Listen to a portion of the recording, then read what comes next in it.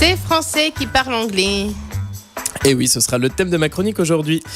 Et oui les copains, aujourd'hui je vais pousser un coup de gueule qui aurait fait plaisir à notre prof d'anglais à nous, j'ai nommé Anto, qui actuellement se fait allègrement dorer la pilule sous le soleil portugais et qu'on embrasse. Désolé, la grisaille Lorraine me fait faire de drôles de lapsus. Bref, revenons à nos moutons. Vous le savez, les Français ne sont pas réputés pour être des bêtes en langue étrangère. En témoignent certaines interventions d'un ancien dirigeant que je nommerai pas, qui illustre particulièrement bien mon propos. Just be you. Be proud of you because you can do what we want to do. Ouais bon c'est pas... voilà, on sent que c'est hésitant quoi.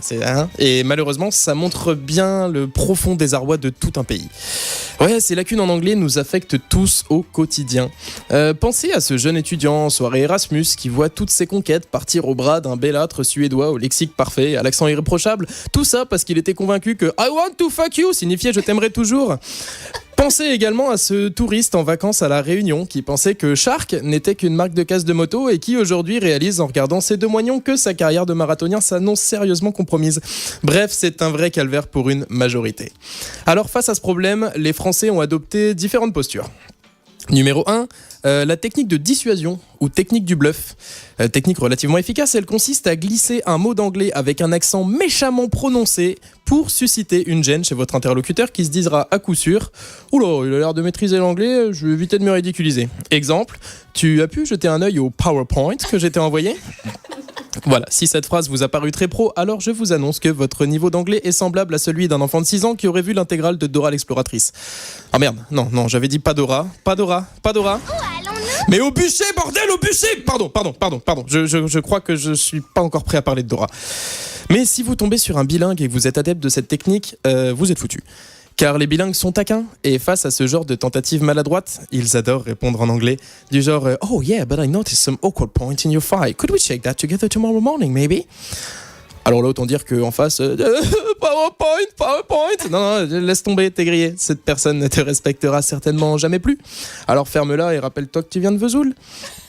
Numéro 2, ce que j'appelle les résistants. Alors là, aucun problème de langage, ce sont des gens qui maîtrisent parfaitement l'anglais, mais avec une petite touche personnelle, un putain d'accent franchouillard des familles comme on n'en fait plus. C'est vraiment une manière de s'affirmer pour eux, je crois. C'est-à-dire, oui, on va parler anglais, mais je te garantis qu'à la fin de cette conversation, t'auras l'impression d'avoir jacté français, c'est clair ? Do you know what I mean ? Of course ! Voilà, on en connaît tous au moins un. Et enfin, numéro 3, ma posture préférée, je l'ai appelée la technique Melania Trump. Elle est hyper simple. Dès que quelqu'un vous parle en anglais, hop, on ferme sa gueule, on fait un grand sourire et on capitalise à fond sur ses atouts physiques. Alors, certes, vous risquez aussi d'être pris pour un con, mais au moins dans ce cas-là, vous saurez pourquoi. Alors, chers amis français, que vous soyez bluffeurs, résistants ou que vous ayez la boîte crânienne remplie de courant d'air, je suis de tout cœur avec vous. Vous avez raté le coche avec l'anglais ? C'est pas grave, rattrapez-vous sur le chinois. Parce que d'une part, ça vous permettra de prendre votre revanche sur tous ces connards de bilingues qui vous ont pourri la vie. Et puis franchement, dans un futur proche, ça pourrait commencer à devenir utile. Merci Thomas.